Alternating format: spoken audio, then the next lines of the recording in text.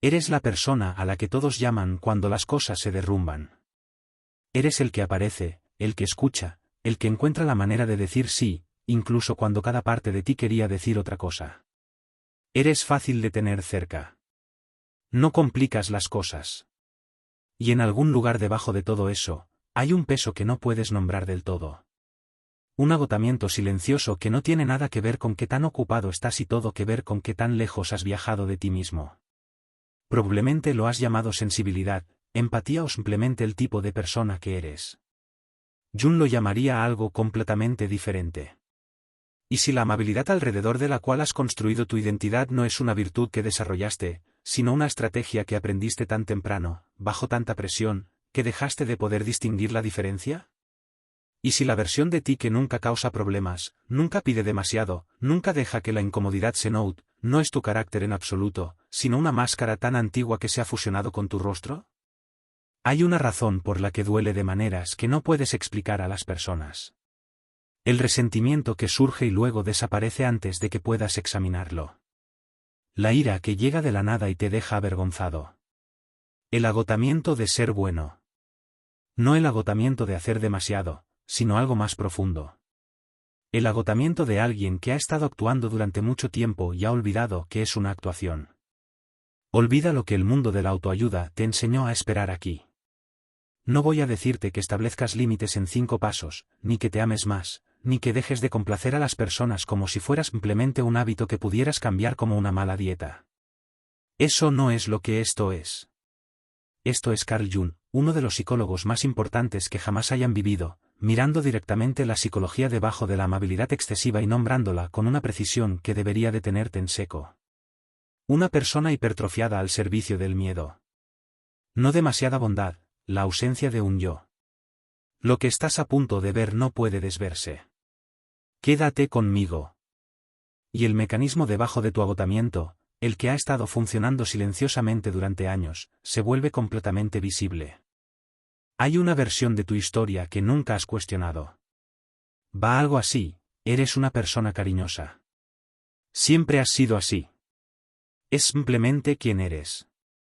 Jung te pediría que te detuvieras en esa palabra, siempre.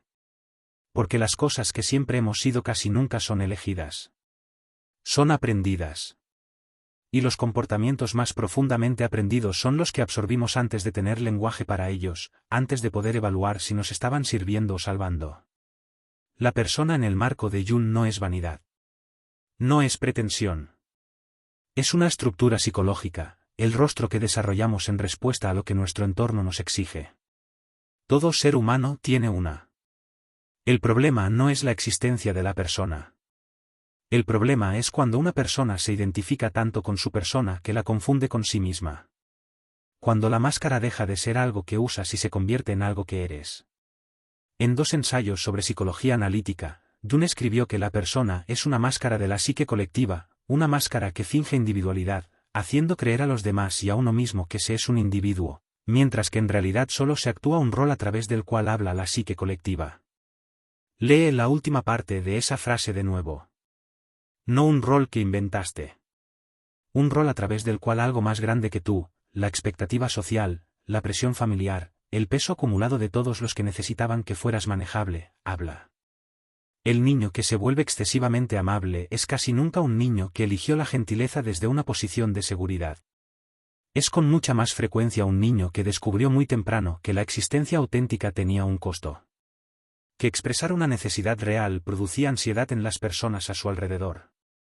Que la ira era peligrosa, que las exigencias eran peligrosas, que ocupar demasiado espacio era peligroso. Y así se adaptó, se volvió fácil, se volvió útil, se volvió el niño que no añadía al problema. Y porque esta adaptación funcionó, porque produjo calidez, aprobación, alivio en las personas de las que dependía, se calcificó en identidad. En la adultez, ya no se experimenta como una estrategia. Se experimenta como carácter. Esta es la primera cosa que Jung te obliga a confrontar, la posibilidad de que lo que llamas tu amabilidad tiene un origen que no tiene nada que ver con la virtud y todo que ver con la supervivencia. Eso no te hace roto. Te hace humano. Pero sí significa que la amabilidad merece examinarse en lugar de protegerse. Aquí está la práctica. Y es simple pero no fácil. La próxima vez que digas sí a algo, una solicitud, una demanda de tu tiempo, una invitación que no quieres aceptar, haz una pausa antes de responder. No para cambiar necesariamente tu respuesta, solo el tiempo suficiente para preguntar, ¿de dónde viene esto? ¿Hay una sensación sentida de disposición genuina, un deseo real de dar? ¿O hay un apretamiento, una leve ansiedad, un zumbido de fondo de ¿qué pasa si no lo hago? Ese zumbido no es tu conciencia. Es tu persona hablando. La estructura que aprendió hace décadas que tu seguridad dependía de tu complacencia. No puedes desmantelar lo que no puedes ver. Aprender a verlo en tiempo real es donde todo comienza. Si este contenido tiene sentido para ti, haz clic en el botón de suscripción y suscríbete al canal. Gracias por tu apoyo. La supresión no es eliminación. Esta es la premisa sobre la que Jung construye todo. Y es la premisa que la mayoría de las personas concienzudas pasa toda su vida negándose a aceptar, porque la alternativa es mucho más soportable, que si tragas la ira con gracia y sigues adelante, ya desapareció.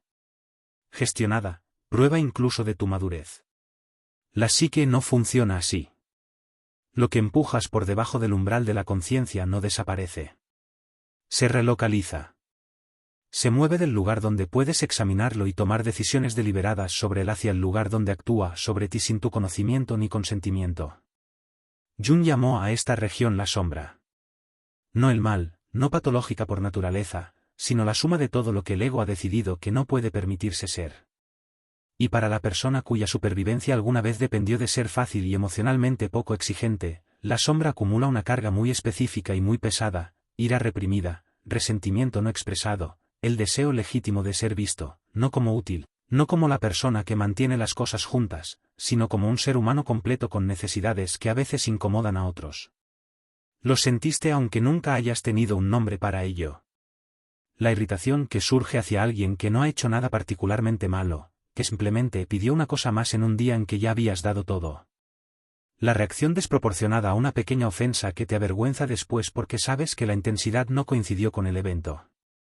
La plenitud que desciende después de largos periodos de ser bueno, no exactamente tristeza, sino una ausencia gris como si algo en ti se hubiera apagado silenciosamente.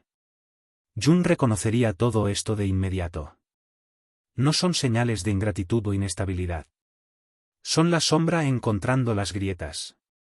En 2 ensayos sobre psicología analítica, Jung describió la neurosis como autodivisión, el estado de una psique en guerra consigo misma porque la mente consciente insiste en mantener una imagen que el inconsciente se niega a ratificar. La persona compulsivamente amable no está en paz. Está gestionando un conflicto interno permanente, y el agotamiento hasta los huesos que tantos de ellos describen, el cansancio que el sueño no arregla, no es el agotamiento de hacer demasiado. Es el agotamiento de esa guerra cuando dura suficiente tiempo sin resolución. La sombra encuentra otras salidas, síntomas psicosomáticos, depresiones sin causa aparente en personas que son amadas, útiles y buenas con todos a su alrededor. Momentos explosivos que parecen venir de ningún lugar y que la persona no puede reconocer como propios porque, en cierto sentido, no lo son. Pertenecen al peso acumulado de cada respuesta auténtica que fue considerada demasiado peligrosa para expresar. El resentimiento no es un defecto de carácter. Es una brújula. Señala con notable precisión los lugares donde tu yo auténtico fue pedido que cediera el paso a tu persona. La próxima vez que lo notes, la irritación de bajo grado ante una solicitud, el apretamiento cuando un nombre particular aparece en tu teléfono, no lo tragues y no lo actúes. Siéntate con él el tiempo suficiente para preguntar, ¿qué no se me permitió decir aquí? El resentimiento no es el problema. Es la señal. Tu psique marcando los lugares exactos donde la distancia entre quién eres y quién actúas se ha vuelto demasiado grande para sostener.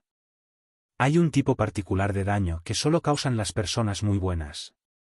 No el daño de la crueldad, que es visible y puede ser nombrado.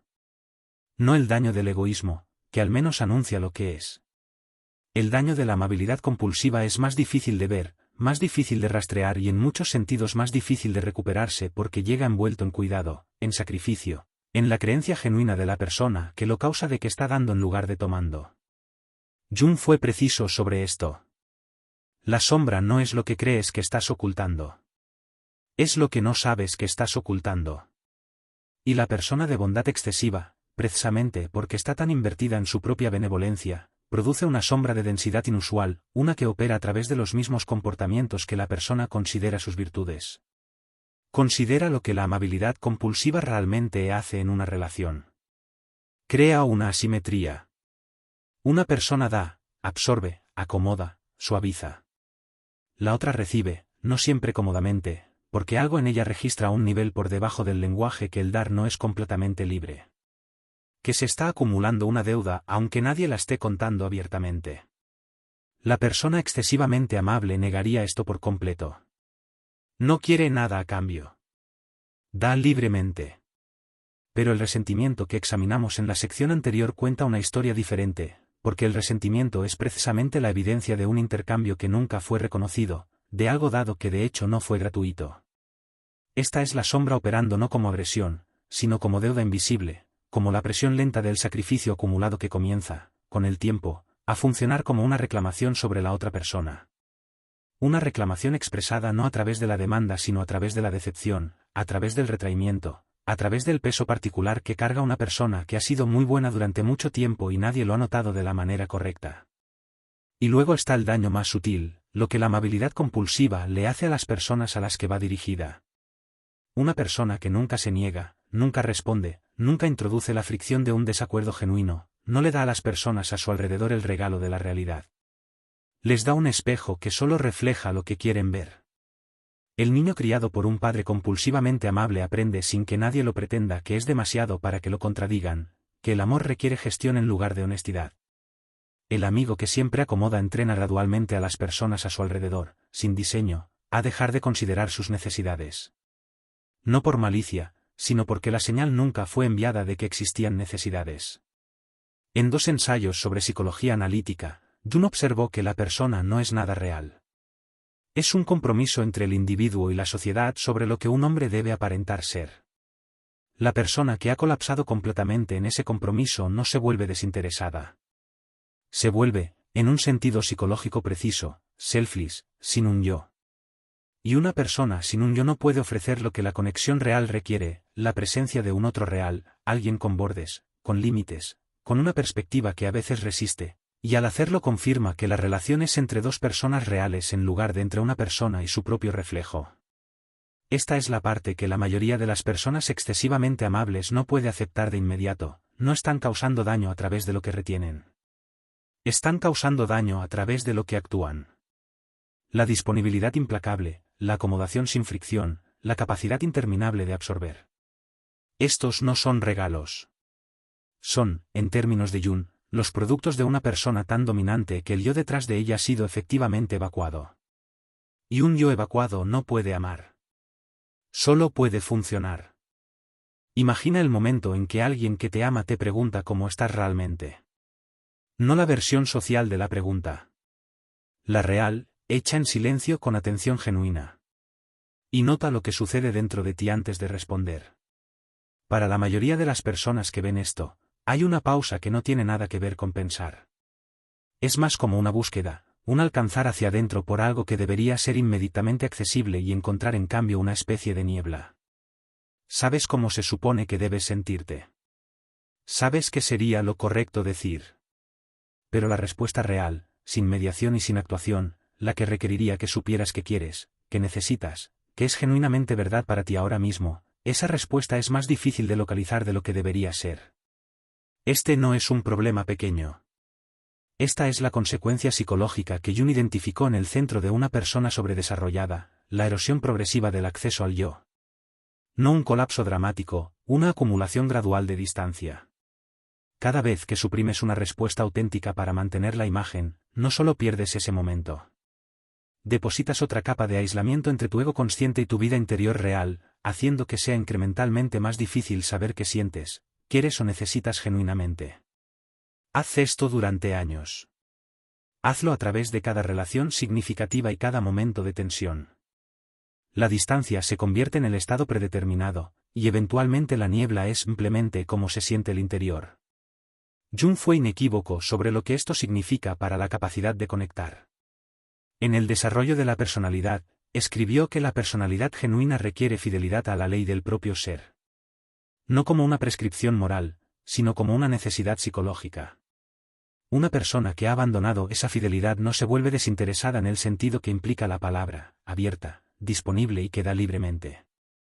Se vuelve, en un sentido clínico preciso, sin yo. Y lo que una persona sin yo ofrece en la relación no es presencia. Es función. Esta es la distinción que corta más profundo, y vale la pena sentarse con ella. La función es confiable. La función aparece, escucha, ayuda, acomoda. La función puede ser extraordinariamente hábil para leer lo que otros necesitan y proporcionarlo. Pero la función no es contacto. Lo que las personas más cercanas a ti necesitan, lo que todo ser humano necesita de las personas que ama, no es tu utilidad. Es tu realidad. La confirmación entregada a través de tus reacciones genuinas, tus límites reales, tus respuestas honestas de que están en una relación con una persona real y no con un espejo muy sofisticado.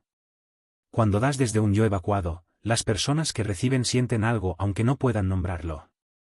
El dar se siente de alguna manera sin peso. El acuerdo llega demasiado fácilmente. La calidez es consistente de una manera que la calidez real, que se mueve y cambia y a veces se retira, nunca es del todo. Algo en ellos registra que no te están encontrando. Están siendo gestionados por ti, suavemente y con las mejores intenciones, pero gestionados de todas formas. Y con el tiempo, las relaciones construidas sobre esta base desarrollan una calidad particular, íntimas en la superficie, extrañamente solitarias debajo. La mayoría de las personas que se reconocen en todo lo descrito hasta ahora llegan a la misma pregunta y quieren que se responda rápidamente: ¿cómo paro? ¿Cómo establezco el límite? Digo el no, recupero el yo.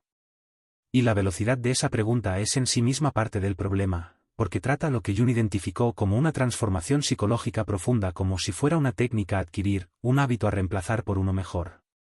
Jung tenía una palabra para lo que realmente necesita suceder: individuación. Y vale la pena ser preciso sobre lo que quiso decir porque la palabra se suaviza frecuentemente en algo que no es. La individuación no es la automejora. No es la optimización de tu personalidad existente hacia una versión más funcional. En el desarrollo de la personalidad, Jung escribió que la personalidad genuina requiere obediencia a la ley del propio ser. Algo más cercano a un llamado que a una elección. No una decisión que tomas una vez y luego ejecutas. Un proceso que entras de manera reticente y frecuentemente dolorosa porque la alternativa, permanecer dividido entre quién eres y quién actúas, finalmente se ha vuelto más insoportable que el riesgo de ser visto. Esa distinción importa porque el cambio que Jung está describiendo no comienza con el comportamiento. Comienza con algo interior, un cambio en lo que estás dispuesto a saber sobre ti mismo. La persona excesivamente amable no se transforma aprendiendo a decir no más frecuentemente.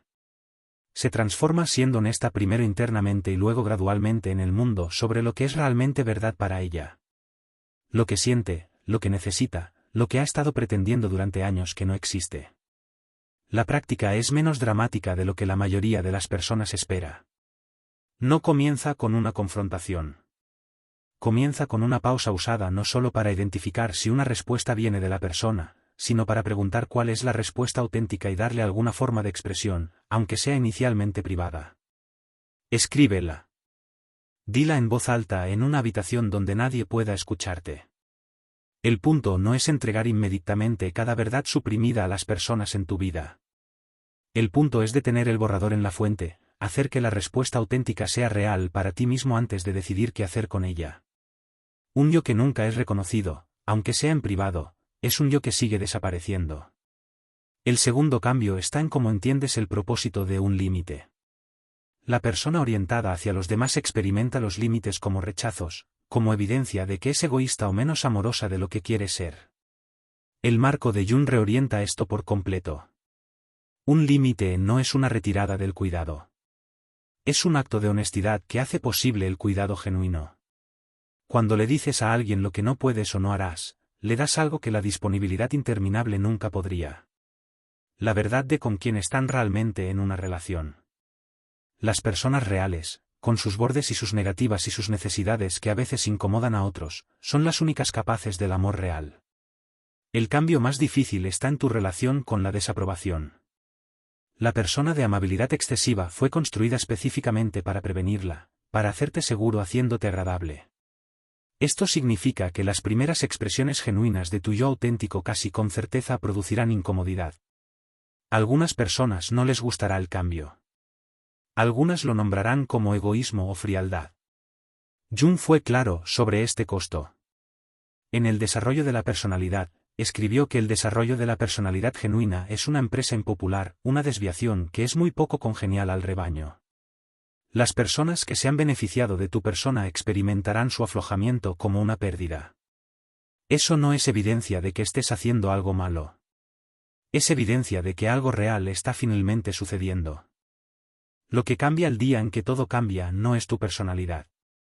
Es tu relación con tu propia existencia. Dejas de experimentar tus respuestas auténticas como amenazas que deben ser gestionadas y comienzas a experimentarlas como información en la que confiar.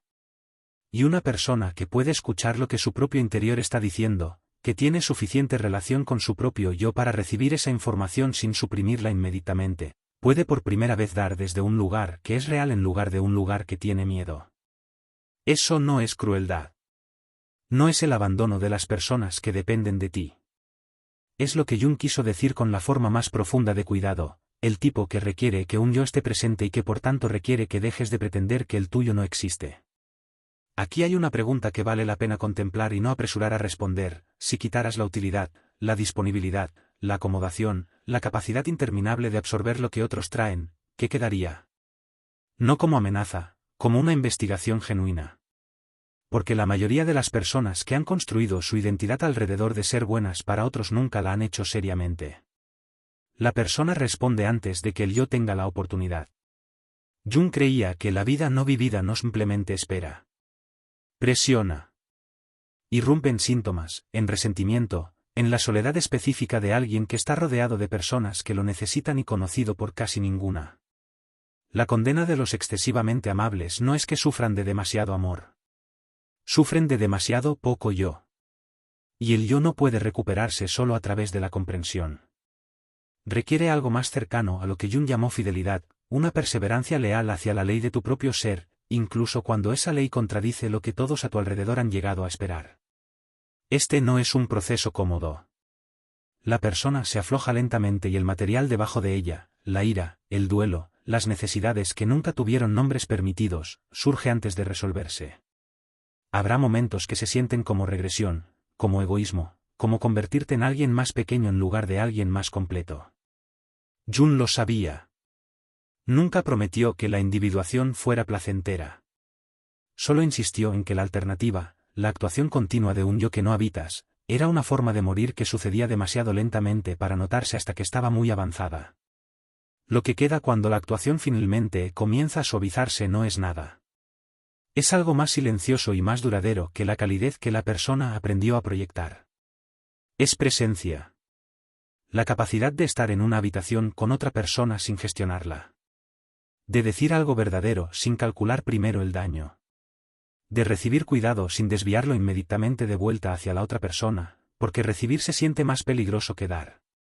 Eso es lo que la amabilidad genuina realmente es. No la variedad compulsiva, que no protege a nadie, menos que nadie a la persona que la practica, sino la que viene de un yo que realmente está ahí, presente, habitado, capaz de contacto en lugar de solo de función. Ya sabes cuál has estado ofreciendo. Y en algún lugar debajo del agotamiento, debajo del resentimiento que has estado llamando sensibilidad y la actuación que has estado llamando carácter, sabes cómo se sentiría parar. Si lo que encontraste en este vídeo abrió algo en ti que todavía no ha terminado, el vídeo en tu pantalla ahora mismo continúa exactamente donde este dejó. Haz clic y sigue viendo.